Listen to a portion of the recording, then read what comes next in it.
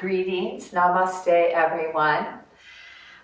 Today, because our practice will be focused on seated poses, I'm going to start out with what we call sukhasana. And sukha actually means sweetness or ease.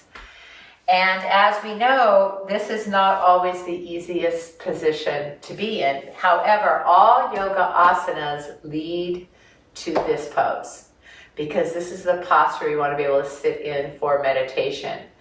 And it may not be the way the legs are folded here. I'm going to show you that there's different ways to fold the legs, and they actually all have different names. So Sukhasana is just crossing your knees. And I do want to show options today. Blocks are great, or maybe even a second or third blanket, or couch pillows. Like when I'm sitting on my couch in this position, I just have a couple pillows I put under my knees. And it's kind of nice. We don't want them too high. This brought my knees above my hips, so I'm going to go down one level. So we want to try and get the knees level to the hip bones or lower. So if your hips are tight, your psoas, specifically your hip flexors, you don't want your knees way up here, because that tightens the hip flexors, and the hip flexors are stress, our fight or flight response muscle, ready to stand our ground or flee. And so if they're holding the weight of the legs, it can actually create a mild stress response. And what we're doing in the practice of yoga is we want to create a relaxation response. So a little bit of support under the knees feels great. If your hips are open enough and you're sitting on something, you can dump forward. So I want you to just feel what's happening today. For me, every day is a new day. I hope for you it is also. And like, what's happening in my hips right now? Okay, where can I go to unwind those hips? So try out a few different, maybe even putting one foot in front of the other. I'm just going to mute everybody now because I hear some sounds. And if you put one foot in front of the other, if one knee's higher, you could try putting the other foot in front. That makes a difference. It's kind of surprising to people. The other thing you can do is put your heels right in front of each other, in front of the pubic bone. And that's called Siddhasana. A little bit more opening in the hips. So my heels are now aligned rather than crossed. So my hips feel open. That's comfortable. Okay. Some people like to take a foot up. I used to do that, and what's interesting is I sat like this a lot with one foot up, and I think it actually kind of tweaked my hip because it's not even. But sometimes it just feels good to do that. Lotus, I think it's overrated. I have one teacher, Eric Schiffman, it's like, he tries to get everybody to this, but the most important thing is comfort. So we'll just call it Sukhasana. Find their way in and drop your hands onto your lap. So this makes a difference too. So we're going to roll. First of all, let's stay with the seat, foundation. Roll around, forward and back, side to side. You want to get those sitting bones evenly weighted, sinking in. And then a little engagement in your abdomen. Okay.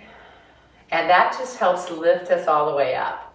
Then we bring awareness between the hips and the shoulders. So this whole area of the torso lifted.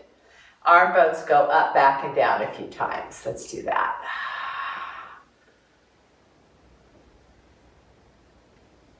And then we settle the shoulders. And then place our mudra. So that's another thing to add to Mondays. Mudra, as well as mantra meditation and movement, is palms up will feel different than palms down. Putting your thumb together with any of your fingers, that's different energy points that you're touching. Those are called marma points. So just notice where you naturally want to be. And your other option would be to bring your hands into your lap, interlaced or on top. So just, let's be particular today about that. Close your eyes and take just a few more moments, some deep breaths in and out, and arrange your arms and hands in a way that feels very relaxing. And breathe there. And your breath will be your best teacher throughout your practice, so that if your breath is slow, deep, and even, it tells us that we're in the right place. If your breath becomes labored or held, oftentimes either our mind is not present or we may be holding some tension in our body.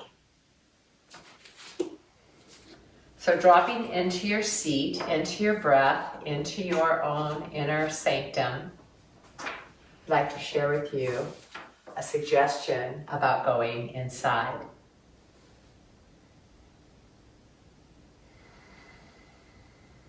So this inside-outside awareness of what surrounds you, the surface of your skin, aware of the temperature of the room, the texture of your clothing, your seat grounded, your head lifted, and everything in between. And when we drop the eyes down, then we can drop our awareness inside. Turn our energy inward.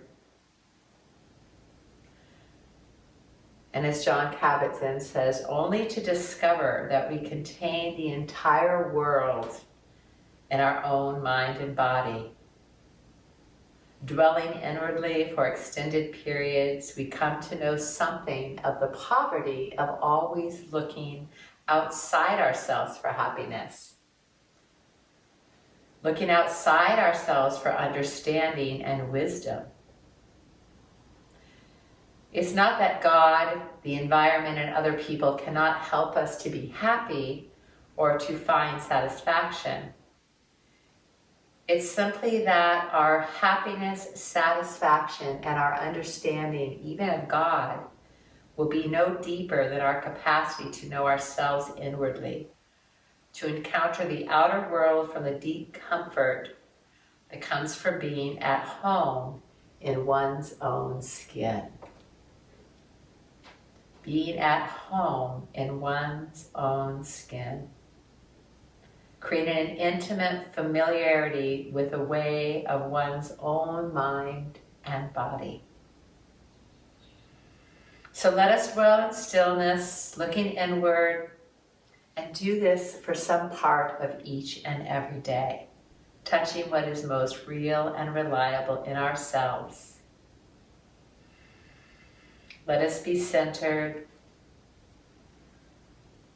letting go of the pull of the outer world, not having to look elsewhere for something to fill us up or make us happy.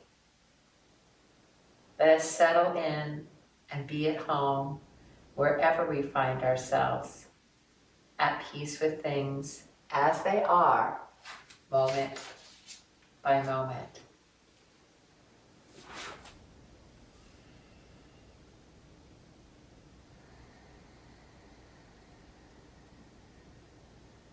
With your next in-breath, float your hands to your heart into Anjali Mudra. Recognize your relationship with this internal awareness and nourish yourself through this practice today. Settling inside, at home in your heart, at peace with things as they are, moment by moment. Let's take a deep breath in and exhale with an HA, ha, or an om, whatever is comfortable for you. Again, inhale now.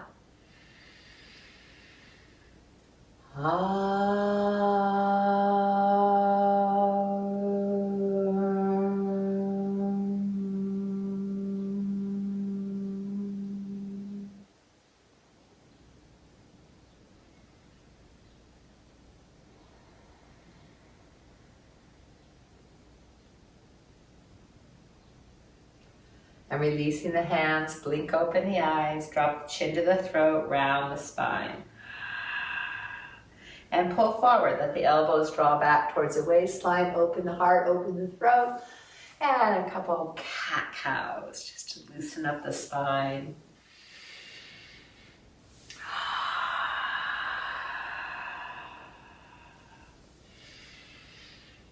And then coming right into center, we're gonna lean back and take our legs out after having the legs folded. It's always good to open up the knee joints.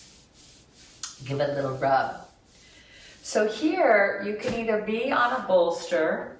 Some of you might be comfortable just being on a blanket a little bit. And I'm gonna do that because when you're on the blanket, if your hamstrings allow, then it'll give a little bit more stretch. I'm actually gonna double my blanket and then stretch the legs out. And when you're on a platform, whatever it is, you wanna be right on the edge so that your sitting bones are right on the edge and your thighs are dropping down. So that's thighs back and wide, right? So dropping in, squeeze the quads. So your legs are strong and you're not buckling your knees. So you're gonna push down on the back of your heels lightly so the knees rise and the quadriceps engage. And then the hands come right next to your hips if possible. Take the arm bones up and back. Now I have really long arms, so my elbows are gonna be bent, okay? Some of you might be able to straighten your arms. And if you have your hands right next to your hips, you wanna get this lower back in. If that's difficult because of your hamstring, then you can do a couple things. Lean back slightly, that opens the hip joint, or as some of my friends do with tight hamstrings, is bend the knees. Okay, and do it that way. You could also put something under your knees. So find your Dandasana, which means staff pose. And we do want a little bit of a pull on those hamstrings, little stretch there. And the feet are lifted, toes up, coming back towards your head, and feel your feet. Let's open those up. So I like to put my hands a little wider so that I can straighten them. And let's just pedal the feet, moving them forward and back, feeling into the ankles. So when our ankles are supple, we can walk more gracefully upon the earth. When our feet are strong, they're going to be better platforms for us. And then take both feet up and let's circle them in one direction. Enjoy your breath, other direction. And then let's spread the sole of the foot. So we want, oftentimes the outer edges come forward. So we want to really pull up on the outer edge of the foot and press through the ball mount of the big toe. Spread the toes, try and get the inner edges. I'm going to back up a little so you can see my feet more. The inner edges of your big toes together. And that's okay if your feet go in at an angle a little bit. And then pull your little toes out. You know I love working with the feet. So, open that up. Now, keep the heels pressing down so the knees are unlocked, and then crease deeply at the groin so your pelvis is rocking forward. Think pubic bone away from the navel. And we're going to do a little twist here. So I want you to really lift up through the spine. If you need to bend the knees, that's okay. Then, turning the arm open. Okay, so bicep faces sky. We're going to lift up and just lengthen. We're not leaning. We're going to go straight up out of the waistline, pushing down on the feet and lifting up through the torso. And then the arm comes across. Wherever it lands is fine. Keep this shoulder back, so we're not rolling into it. Keep it drawn back. And now let's start to turn from the belly, keeping your hips square. So notice what's happening in the sitting pose. In your foundation, keep it nice and even, and then rotate from the belly, ribs, and chest. Look over your shoulder, squeeze into it, and now as we inhale, let's come out of it a little bit because we're just warming up. And so let's pulsate a bit. Exhale into the twist. And when you come back around, are your feet still awake? Are the feet still active? Exhale. And inhale.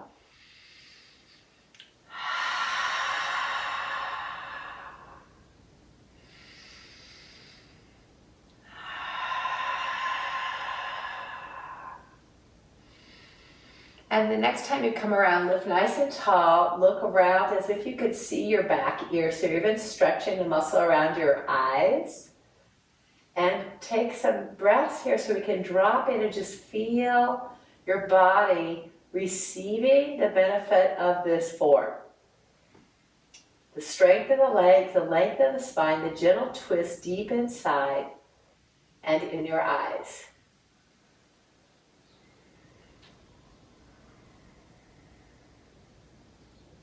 One more breath, exhaling into the twist. And then as you inhale, turn just the head and feel the twist in the neck, opposite direction. And then bring the shoulders back around.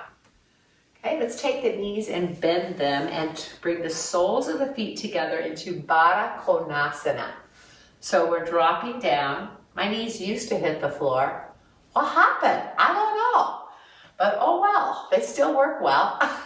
So dropping down and then noticing maybe your feet need to go further away or closer to you. What feels good? You can hold your feet or your knees. So again, we want the pubic bone rocking away from the navel and then the heart lifting. Feel that. Drop the chin. And then flare the elbows round the upper back. Keep your pelvis neutral though. Let's not roll back on the sitting bone. See if you can feel that isolation of the rib cage. And then lift and open the ribs and open the throat. So I'm keeping the pelvis neutral. Just rocking the ribs. Inhale, open the chest, open the throat. Exhale, reverse. And then this next time, if you exhale, come to neutral so you feel a little engagement right here at your solar plexus, hugging in, keeping your chest lifted. Then we'll bring the hands in front, either to the feet or the floor, and gently hinge and round the back. But again, you're still trying to bring the lower spine, your lumbar forward, so your pubic bone's still dropping down, and then round from the base of your ribs to the base of your neck rather than your lower back. You might bring your hands further out. Try it on. Now drop into the rhythm of your breath and dwell in stillness for a few moments. Look inside. Who is present today?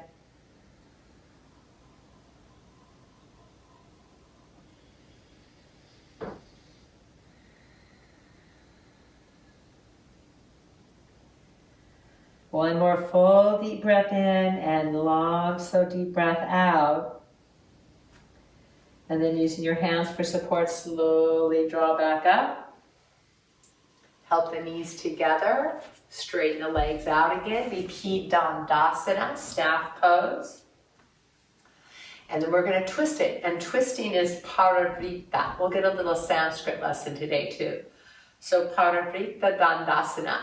Bring the other arm up, so you turn the bicep up, reach up, lengthen the side body, both sides. We want the spine neutral. Take the arm across, shoulders back, taking the other arm behind you, and then very slowly rotating from the belly, keeping the hips square. Feel it vertebrae by vertebrae. Look over your shoulder. Take your eyes across to the ear behind you, and then pulsate. Inhale, slightly release. Exhale, squeeze. So juicing your spine is what I like to think of. Okay? Getting all those little vertebral bodies rotating around the discs and massaging those discs. It's also a wonderful way to massage your internal organs, prepare for your breakfast. And then hold the pose and breathe. Now, when we hold the posture, we become the recipient. We recognize, what is this form offering? What is awakening? What is releasing?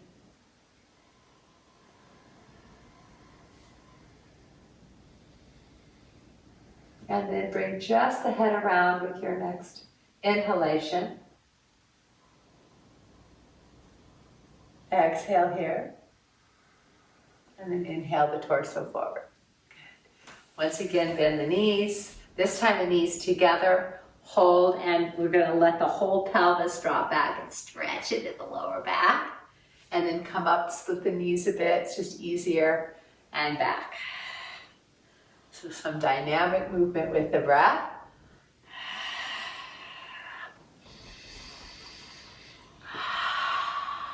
All right, now this next movement is going to be interesting because I can't see you, but I'm going to suggest a seated pose on our knees. And this is called Virasana, or what I do is Vajrasana. So come up on your knees to prepare. Get your panties in place.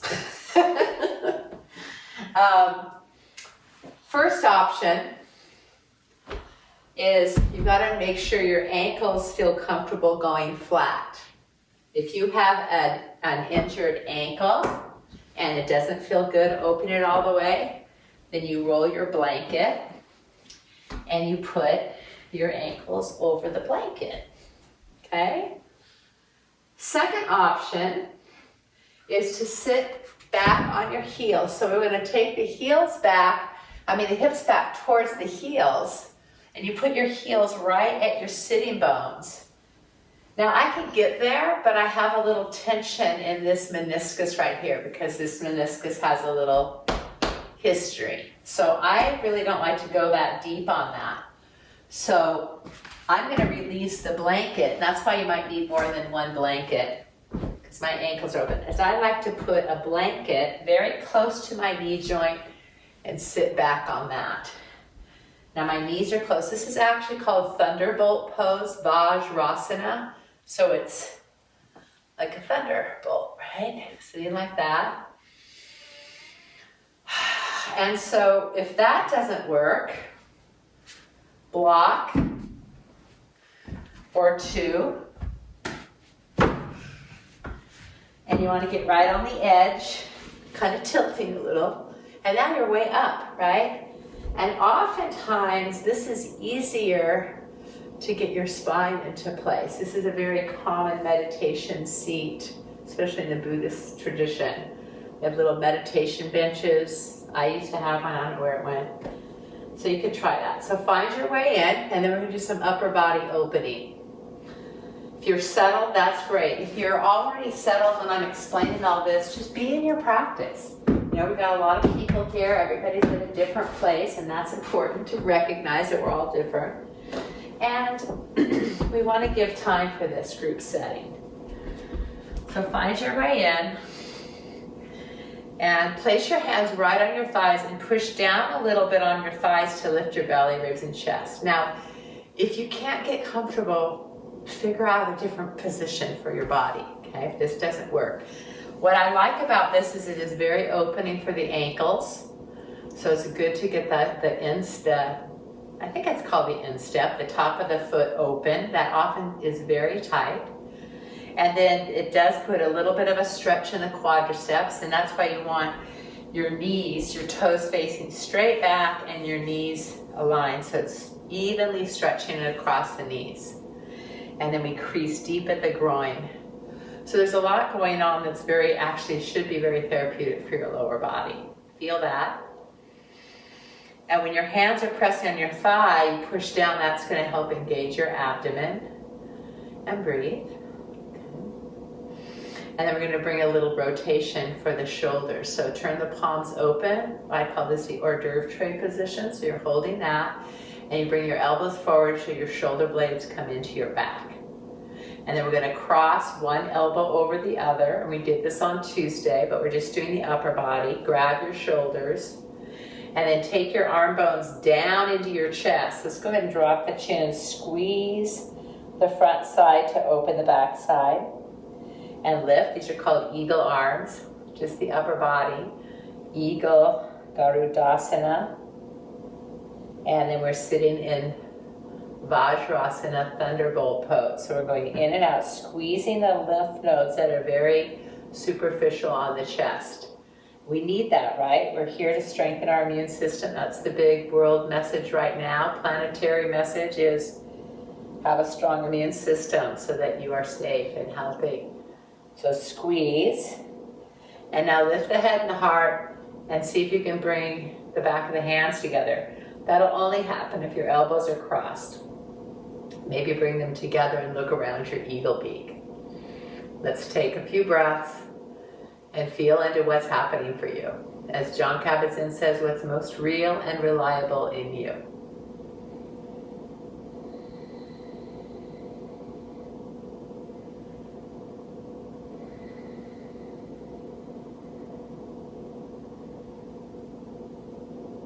And then gently let that next breath unwind the arms, flap your eagle wings, and then coming forward onto all fours. Just remove this so you can see. Curl your toes under. Make sure your hands are slightly forward of your shoulders, hips directly over knees, toes curled as much as you can. And then we're going to push into the hands and the feet to unweight the knees and just hover. So bottoms up, belly's firm, shoulders lift as you're pushing away, not sinking into. And then pedal your feet. So one heel is really stretching the sole of the foot. Remove this. You're staying low so you can keep that lower back in form. Oh, into the calves too. And a little strength work, right, for the upper body. Let's drop the knees down again. Keeping the toes curled, start to bring your hips back. Notice how that feels in your feet. Bring your hands closer to your knees. Maybe sit up a little bit more. Okay. You might have to use that blanket if that's your gig. And then we're sitting with the toes curled. It's called break the toe pose. So we're just opening up the plantar fascia at the sole of the foot. So feel that. Now, if that's too much, you can go back to toes down, but this is also really good for the foot. The fascia tends to get tight. Open the arms up, and we're going to cross the other arm on top. Give yourself a hug. Squeeze. Press the back of the palms together. If I did that side, I always forget, but your body can tell. Cross, or just keep hugging, and then squeeze and lift. So we want to squeeze those lymph glands like a sponge. Squeeze them out so they can refill. And then come up. Just hold the form to the best of your ability. Of course, if your toes are really screaming, you could lift up and put your toenails down. This is something that if you practice regularly, it's amazing how quickly you can open that soft tissue on the sole of your foot and help your toes have mobility.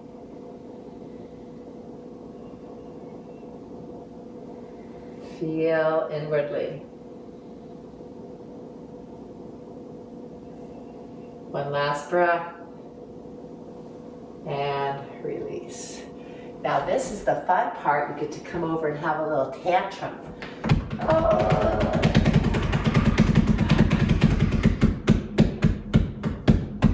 Right on. What could be next? Oh, we're going to come around on our hips now. And we're going to open the legs up. So we call this upright angle or upavishta. I'm going to go at an angle just so you can see my spine. So some of you, it just depends. Just go to the very first point of resistance. And again, the option is always to put something under your hips. Now this position, I'm going to recommend that you actually sit on the corner of the blanket because your hips are open wide. So if you come up and your whole pelvic floor is on the corner of the blanket, then you've got this space for your hamstrings to drop, your thigh bones to sink down.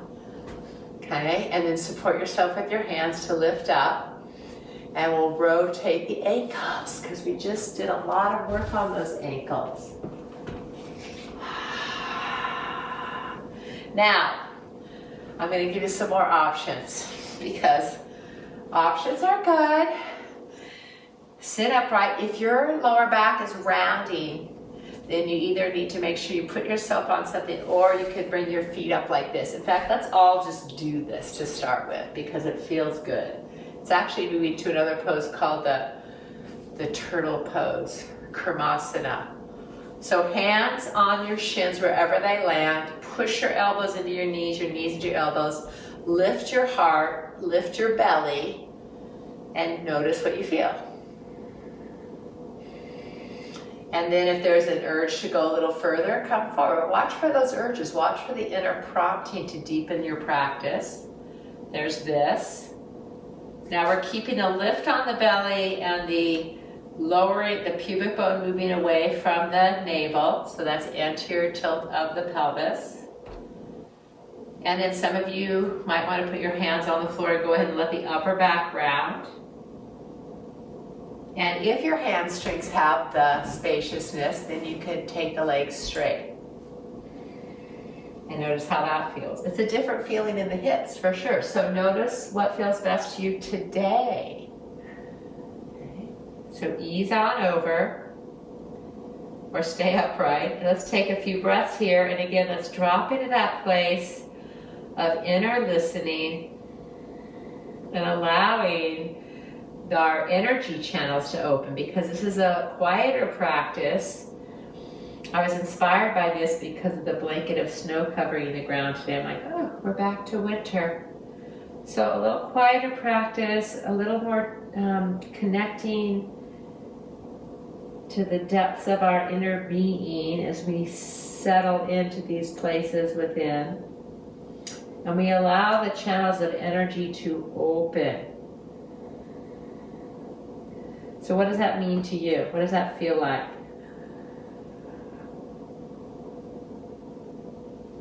Notice how long we're taking to just slowly melt in, not going to that furthest place right away, but taking the time, because there's so much to see along the way. It's kind of like the difference between flying from point A to B, where you put yourself in a little capsule and fly and you're there, or driving from A to B and seeing everything along the way. Or better still, riding your bike or walking. Then you really see the details. So I want you to see the details along the way to what we call your maximum edge.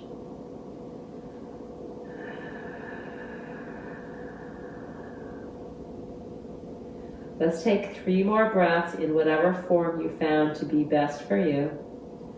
What details are you noticing?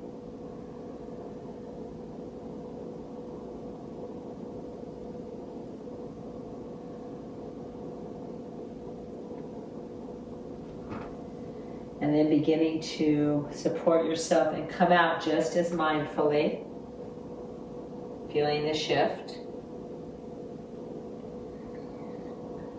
And up we go. Upavishta Konasana, upright angle. We'll take it to the side, but now we're going to take one leg, lift it up, and fold it in. So we release half the hamstrings. If your hip is tight, your knees up in the air, get something, a blanket, a block. I like to put the blocks at angles, so it's not a hard line. Make it comfortable. Okay.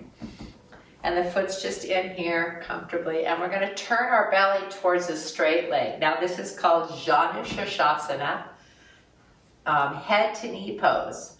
So we're paying attention to the head of the knees, not necessarily getting our head to the knee. We start from the beginning. So feel the foundation in your hips, both hips grounded, and then turning the belly to the side. Now, this back hip's going to want to come with you and unweight, so we're going to avoid that and keep it grounded, and then pull. Let's go ahead and just kind of pulsate in there a little bit. Feel what's happening in those hips. Where do you feel sensation? And then come around as best you can. Just find your first point of resistance. Breathe, and then some of you might just be comfortable here. You might even want your hand on your thigh and stay upright. These are challenging poses. The next option is to have the hands on the ground and then release the head. The intention of the foundation is to keep the hips grounded and then tilt the pelvis forward.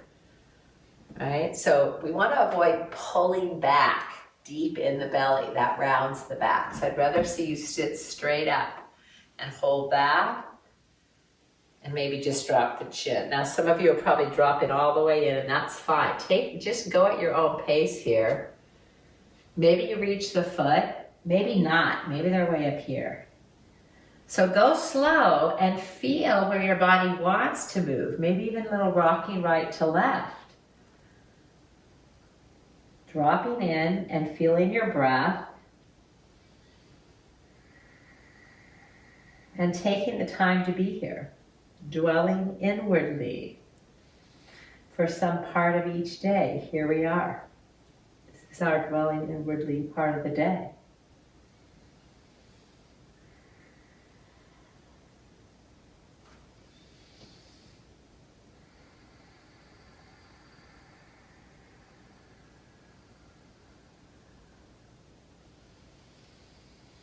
So giving yourself a few more breaths here. Remember, it's not just about the physical form, but the idea that we're opening areas that may be dull or tight so that energy can flow.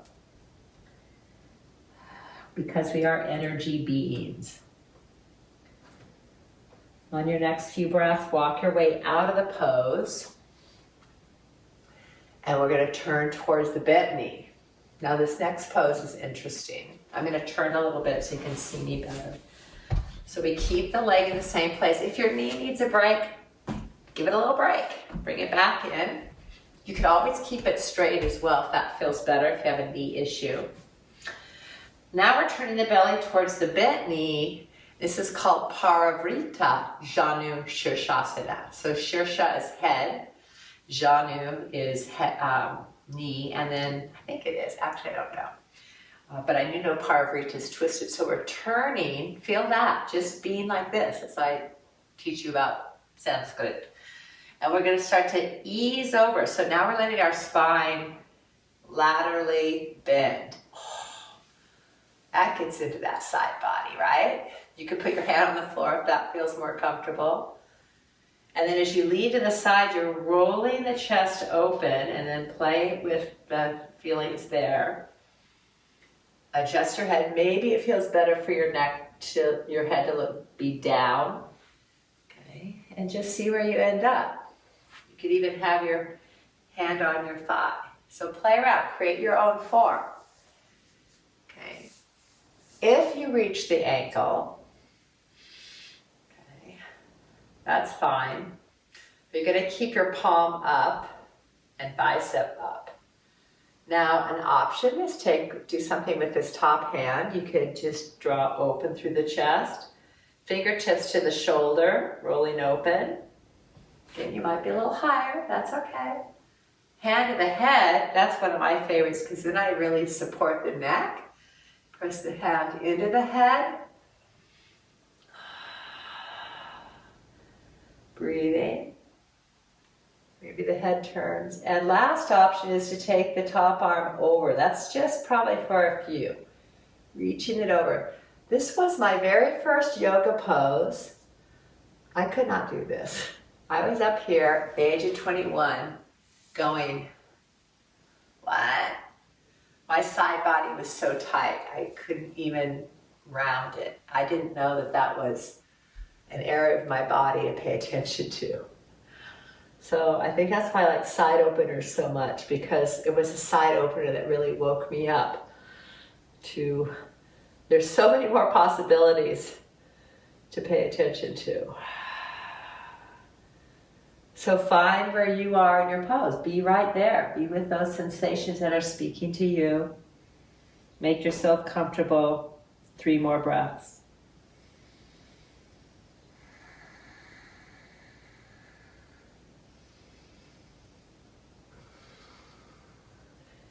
And again, you're going to come out of the pose the way you got into it. So release the top arm first, maybe even turn the head down, and then help yourself up. Oh, that's a big one, huh? Big opening. Yeah, roll it out. So now we want to bring the legs up, straighten the knee that's been bent, give it some love. Sit evenly on your props again. Feel the difference right to left. You might be feeling a lot more energy in that side that you just opened. Upavishta Konasana. And then Janu Shirshasana. take the heel out. If it's on the wood floor, you might want to make sure your foot's on something comfortable. Just really feel everything. Now we're going to turn the navel towards the bent knee and just try that on. It's so beautiful out today. Amazing. Dropping over slowly, so you just touch so many different places within yourself. And then you notice the response of the breath, notice the response of your mind, your emotions, no forcing, just easing in. Remember, your muscle, your soft tissue is just the clay around your form, and you're just slowly letting it release. Now the top arm option again.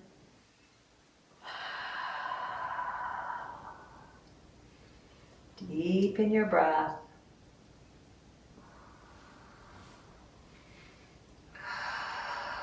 Can you find contentment within the pose? Right? There's that sukha, the sweetness.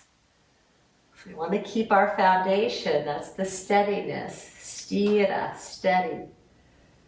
And then we want to find the sweetness of ease. Sukha. So yoga is obtained when we have a balance between our steadiness and our easefulness. Sthira, Sukha, Asana.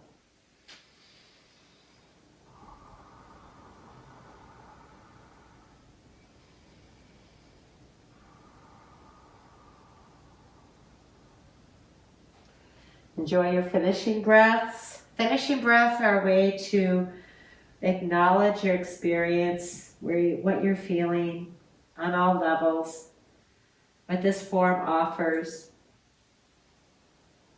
what internal messages may arise, and then you slowly come out.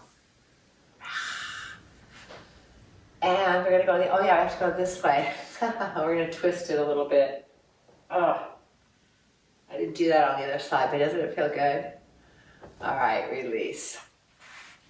So let's take our body back to all fours again. And then just do a little cat-cow. Ooh, that was a lot on the back, huh? So loosen it up. Maybe circle. So the practice of yoga is really this beautiful opportunity. It means to yoke, right? To yoke together all the facets of our being. And at this time in our lives when the world is operating different than our expectations. Oh, imagine that. We can feel fragmented. We can feel distracted. Have you? I know I have. So when we come to the practice, it helps us bring all these parts back together and not feel so fragmented. Open the front of the hips. And when you lift, you might want to come off the knees, or you might want to head into child. So I want you to just play around here a little bit. Trust what your body's prompting you to do.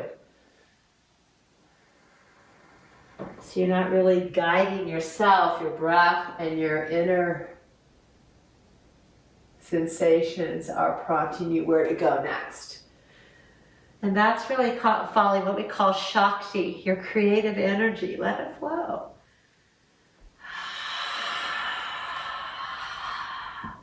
And then everybody, let's meet back at all fours. Bring the hands closer to the knees, and standing up on your knees, take the arms overhead. Take the hands to the hips, plant the hips, hands in, push the hips down, and lift the arm bones, squeeze the shoulder blades, lift the chest. If you need to, chin to throat. If it's available, open the throat. And then on your next exhalation, push the bottom back, tone the belly, reach the arms back, hover, and then pull back up, belly, ribs, chest, all the way up.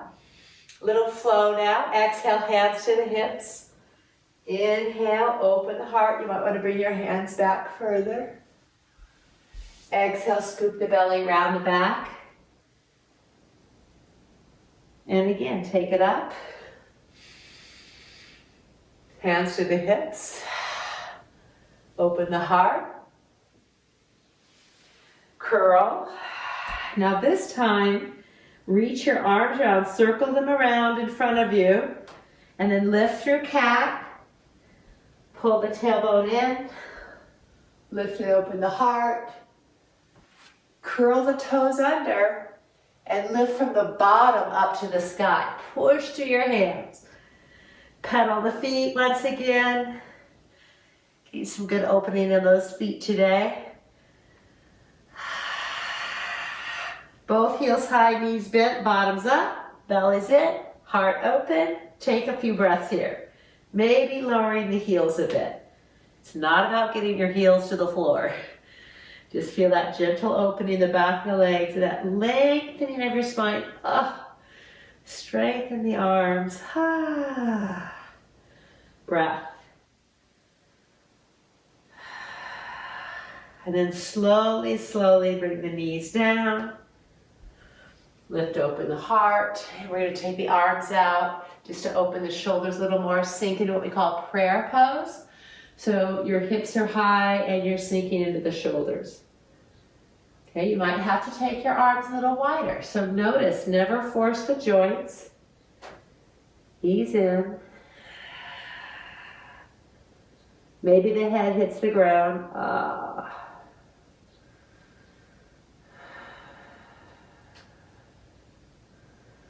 Look within.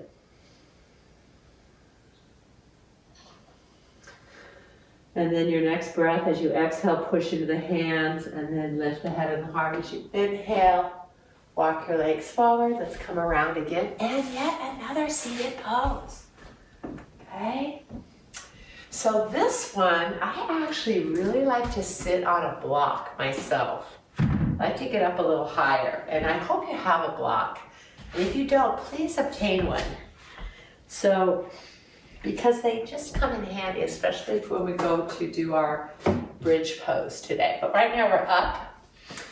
And you might not need this if you have pretty open hips, because this is what we're going to do with our legs. I have a lot of cat hair on my black pants, now that my cat is overtaking my blanket. So I'm going to take a foot under here. So my knee is bent, and I'm pulling under. If black was the color, you can see this okay. Pull this under, okay? And then this foot can be right in front of my hip. There's the first option. If you have knee issues and you can't bend your knee, you can do this with your legs straight, okay? Always make something up new on your own. If the knee is bent, I'm going to pull my knee more towards midline, so there's an angle from my hip to my knee, and you're going to start to feel that in the hip joint. I'm going to take the foot to the outside of that thigh, whether this lower leg is straight or bent. And I'm using my hands on the shin to lift the heart. So it's going to be a little twist. The hand drops to the hips. We roll, we draw the shoulders back and open the chest and start to twist into the pose. Now, if you're up on a block and you can't reach the floor, just leave your hand on the hip. A second block could do. I have long arms, so I'm going to go to the floor, roll the chest open, and then keep the chest open and turn your head back and start to try and bring this knee up more, and you'll feel this in your hip. Now you can leave the hand on the thigh, or if it's available, put your elbow there. And you're going to push that elbow into the knee, so your knees are coming closer to midline, which opens your outer hips, right? Mudra-size hand, and open the heart. Again, it's from the belly, ribs, and chest that we're turning. And allow the neck to turn, take the eyes around, and breathe. Another twist. Have very good digestion today. Breathe. Inward we go.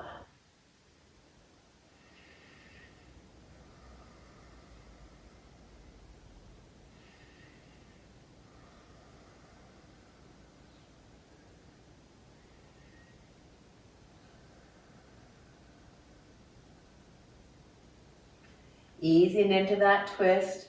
As you inhale, turn just the head forward, twisting into the neck in the opposite direction. Feel the opening on that backside chest. Unwind. Whew. Now here's the next option. It's kind of intense, but I think you like it. It's going to open the piriformis. So this leg, if you can, comes closer and it drops down. Okay, that's not going to be for everyone, so here's the option. Straighten the lower leg and take this leg over. In yin we call this half shoelace, but it's actually called cow face in hatha yoga. So keep the straight leg straight, bring it across. So now again, the knees are narrow and the hips are opening. I like to bend this lower leg. Gomukhasana, which means cow face, because if you look down, if you do have both knees bent, your feet are the horns, your hips are the head, and your knees are the snout of a cow. Who came up with this? So, leg can be straight, do the best you can, find your way in.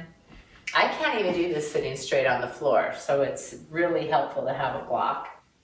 Now, whatever leg's on top, push that opposite arm up in the air and then drop it down. We're going to reach over and grab that elbow and really open that shoulder girdle. So my hand is reaching down, trying to find the opposite shoulder blade. It's easy to really arch the back. So let's take the front ribs in and get both hips grounded. Now you might just stay right here. The next option is to take this other arm and you're going to turn it in actually, which we hardly ever do, but palm back. And then you bring the back of the hand to the sacrum. Now push one hand into the shoulder blade, one hand into the sacrum to lift and open the chest. That's a lot of opening in your shoulders. I'm going to turn so you can see what's happening, because the next option is to start to move this arm across. It's going to be a bigger opening in your shoulders. So be mindful, be sweet, and maybe this hand comes up and maybe they come together. Chest is open. If you're rounding to force yourself in, don't do it. Just stay here or here. Let's take a few more breaths and be content with where you are.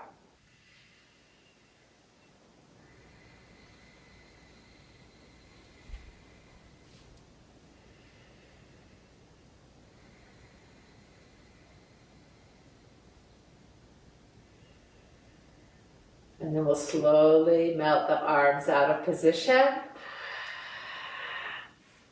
Take the legs out. Turn around and face you. Give the knees a break, of course. I'm going to be very interested in hearing how this is working for you. Seated poses. Okay, other side. So I'm going to take the left leg under, whatever leg it is. So again, you're coming at an angle. It's not out here. You're bringing it in. You're going to feel that in the hip joint. And again, you might just sit like this the whole time. Otherwise, leg across. Try that out. We're going to do the twist first. So the foot should be grounded. If it's not grounded, you need to get it somewhere where it is. And then we start to turn from the belly and go into your twist called Marichyasana. So Marichyasana is the name of a sage, Marichi. So I want you to take on your sagedom. Okay, so the sagedom of life is actually the last quarter, the ages of 75 to 100, considering living 100 years. And so when we're in the sagedom of life, we're really affected, we're really aware of, not affected, but we're really aware of our wisdom. We're honoring our wisdom body. And we all have a little bit of sage in us from the time we're born, right? Think of out of the mouth of babes, what wisdom comes. So that's that little inner sage. It just becomes more and more developed through the ages. That's empowered aging. So honor your knowledge that you've gained through your experience. Bring it in here. Bring it into your practice as you dive in deep to your own precious body, your breath, your attitude. Hold yourself up and be wise. Hold and breathe a few more breaths.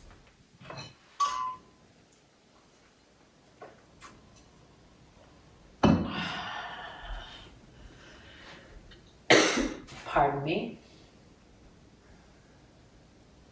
And then we'll bring the head around first. On your next inhalation, turn the head. Release the shoulders. Okay. Now again, if you need to give the knees a break, do. If you prefer to straighten the lower leg, do that. Bring the other leg across.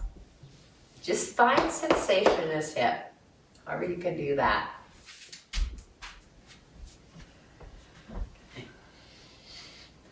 Find your way in. So whatever leg's on top, the other arm comes up, and we just give that a stretch. Now again, when these arms come up, the tendency is for our chest to come forward. We're in a little of a back bend, so you want to come back to your solar plexus, your power center, and hug it in so your back body stays open too. You can press your head gently into that upper arm. That gives you some secure feeling, sthira, steadiness. And just stay with this, or bring the other arm out, turn it, and bring it around. So be careful of that anterior portion of the shoulder. You want to really pull back. Hand on the sacrum, back of the hand on the sacrum, other palm towards the shoulder blade, and then just notice where you can go with that. Can you bring the fingers together? And if you can't, that's okay. A lot of times you'll find that one side is a lot different than the other, so notice that for yourself. And then just drop your gaze or close your eyes and breathe. Find a form you can just stay in peacefully. Enjoy your breath. Be the wise sage, resting in the present moment.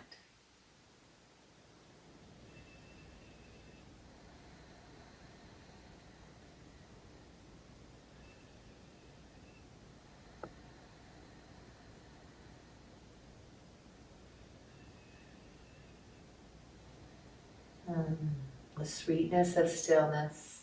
Let's gently release the hands. Unwind. Lean back, stretch your legs out. Come off your props if you have them. Okay. And we're going to make our way down to the floor. So it would be great if you had a block. If you don't, that's okay. You could also use a rolled blanket because we're going to do a little supported bridge. So a blanket like this works great. You can put your sacrum right on that. Okay. I'm actually going to put mine down here because the floor is kind of cold. And you could also use a bolster underneath your sacrum. So be creative. Okay. But you don't want that under your sacrum yet. Okay.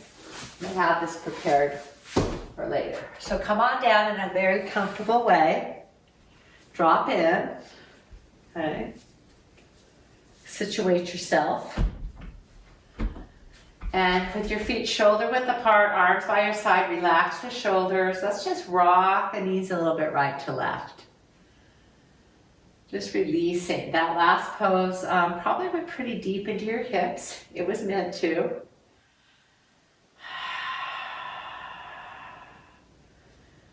That was called Gomukhasana, cow face. I don't know if I told you that. And now we're going to go into Setu Bandhasana. So the heels are grounded, the upper arm bones are grounded like bridge.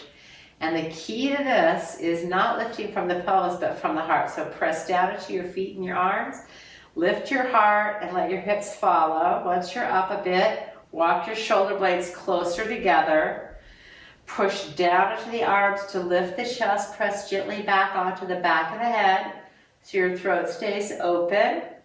Press into your heels and hug them towards your head.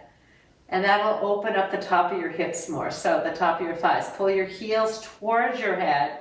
Your knees will move away. Now you're also working the muscles of your spine. You can straighten the arms and grab your mat and pull out. That'll lift your heart more. Some of you, your shoulders are open enough to interlace the fingers. Keep the elbows bent. Walk in further still. Press into those upper arms. Drag your heels towards your head and breathe. Or whatever version of this you can find. Excellent inversion. Strengthener for the spine. Wonderful way of shifting the flow of energy in your body.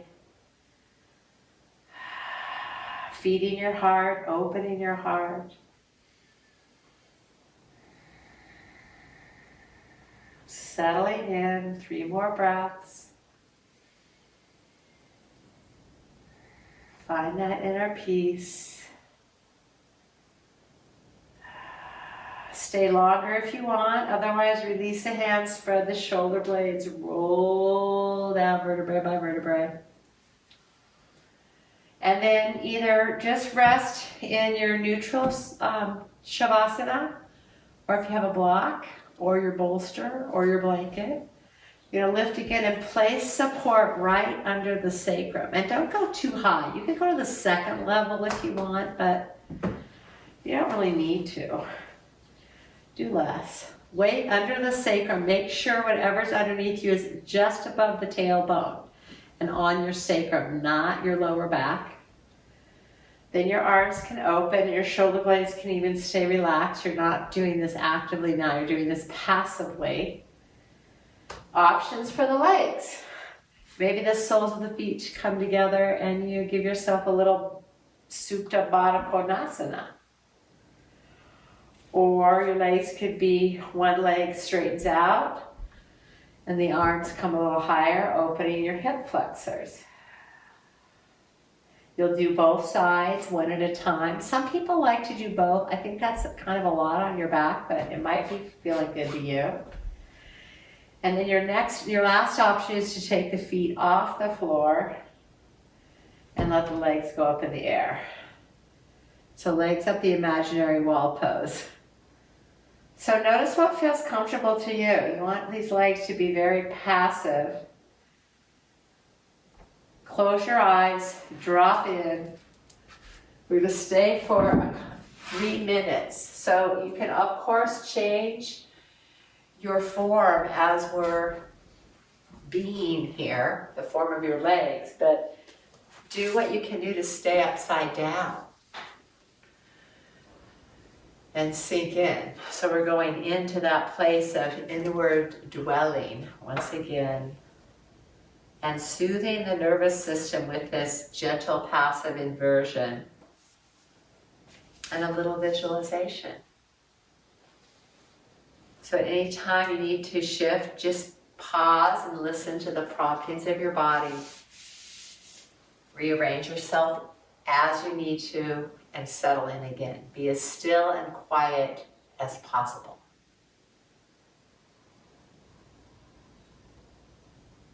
Feel your breath beginning to just rise and fall of its own accord. No support, no controlling the breath, just let it go. And feel your body getting heavier and heavier, sinking into whatever support you have. Drop in deeply.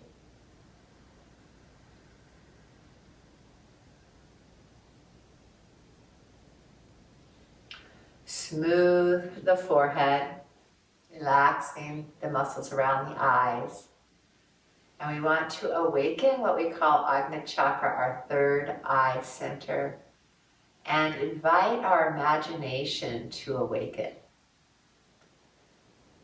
So here in your mind's eye, I invite you to create, paint, draw, form the vision of a lake.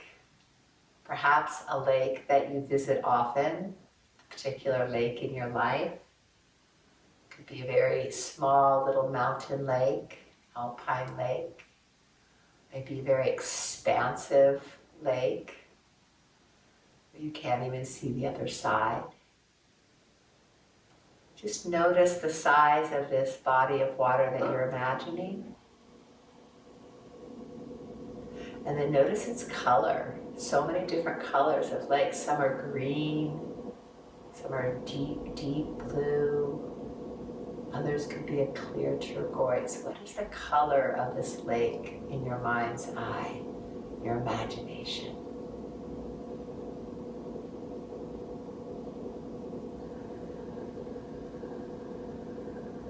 And let your mind settle on that imagery, knowing that this water itself is this, holds this principle of sinking when it's heavy, right? So the water is sinking into the basin, which is holding it. Can you bring that awareness of a lake being held in the basin into your feeling state in your body, and let your whole body take on the essence of a lake, so that the fluidity of you, your water element that you are, can sink deeply into the basin of your body and feel held.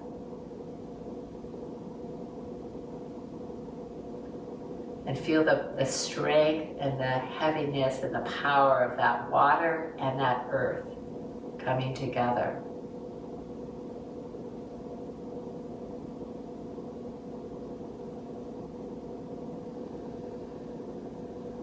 And water also has the enchanting element of receptivity.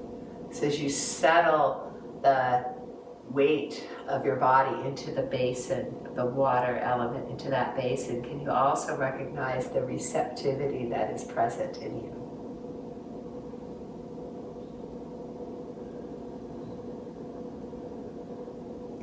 Being held.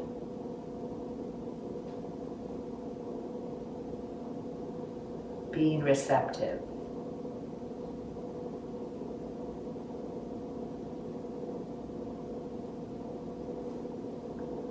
Letting your body settle into deep places.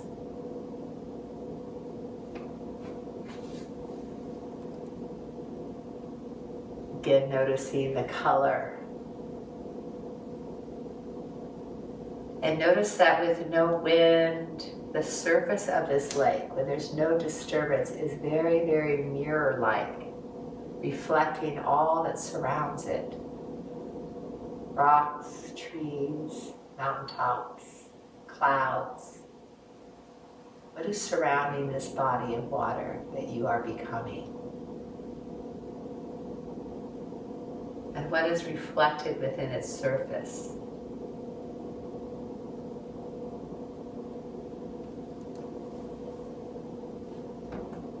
Notice as the wind stirs.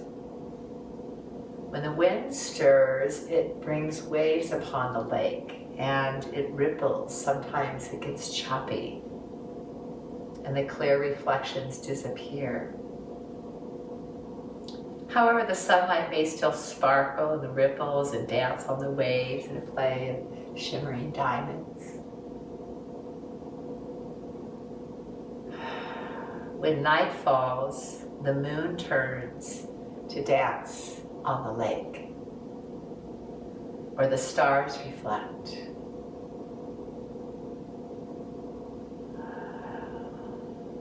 In the winter, the lake may freeze over,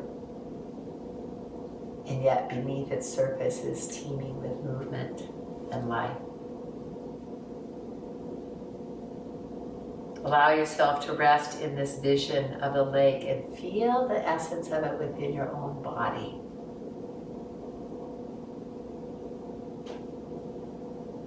Let your energy be held in this awareness, your openness, and compassion for yourself in all the various forms that appear on your surface, just like the surface of a lake. And in the same way that the lake's waters are held by the receptive and accepting basin of the earth or self, breathe into this lake image and let yourself be held by the earth. Feel this in your body. Allow your mind and heart to be open and receptive, reflecting whatever comes near.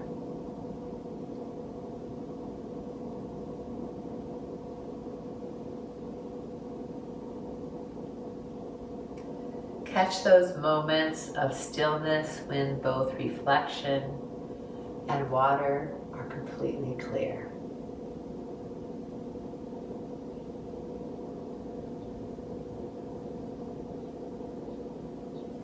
And in those other moments when the surface is disturbed, choppy, stirred up, maybe the reflections are lost for a time, through all of that disturbance, can you still dwell in this place of stillness below the surface, stillness beneath the surface? Simply noting the play of various energies that dance across your own mind and heart, the fleeting thoughts and feelings, the impulses and reactions. Watch them come and go just as ripples and waves dance across the surface of the lake. Note their effects just as you would observe the various changing energies at play on that lake's surface. Wind and waves, light and shadow, reflections, colors.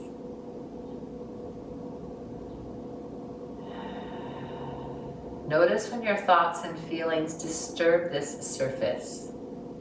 Is that okay with you? Can you see a rippled or wavy surface as an intimate, essential aspect of yourself, of having a surface? Are you identifying not only with the surface, but with the entire body of water so that you can become the stillness beneath the surface, which at most experiences only the gentle undulations, even when the surface is whipped up to frothing? Let this meditation move with you into your day, being the stillness beneath the surface, whether the surface is reflective or undulating. Notice the content of your thoughts and feelings, and also that vast, unwavering reservoir of awareness itself residing beneath the surface of the mind. Hold yourself in this awareness and the acceptance with acceptance of all qualities of body and mind. Just as the lake sits held cradled, contained by the earth, reflecting the sun and the moon and the stars and the trees and the clouds, caressed by the air and the wind, which bring out and highlight its sparkle, its vitality, and its essence. Bring out your own sparkle, your own vitality, and your own essence, dwelling in that place of stillness beneath the surface.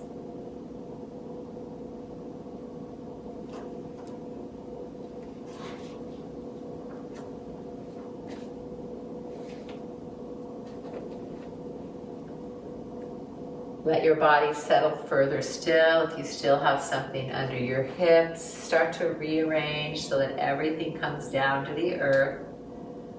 Hips, feet, shoulders, drop in. Draw the soles of your feet back to the ground if your legs are stretched out. Let your knees rock gently right to left.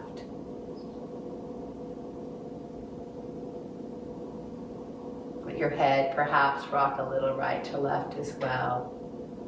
So considering that beautiful surface of the lake, so even as we start to move, let it just be gentle ripples, still being reflective of the moment. And slowly flow over onto one side, settling again. Imagine the surface becoming still. You settle inside. And then using your hands for support and staying peacefully quiet, roll yourself up off the floor. Draw yourself up to where we started with Sukhasana. That easy seat, find your easy seat. The key word here is easy, sukha. Place your hands together at your heart and let's just breathe in with gratitude to the sweetness of this practice, this opportunity to be a bit more still, dropping into the depths of our own body, mind, spirit. And may this day be an opportunity to remember that place deep inside, beneath the surface, that resides in quietude, peacefulness.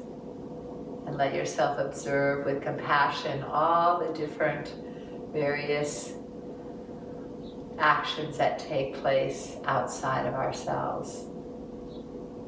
May we greet them, accepting what may, while residing at home beneath the surface of our own skin. Thank you for joining me today and every day. Gratitude to you and this opportunity to come together. Namaste.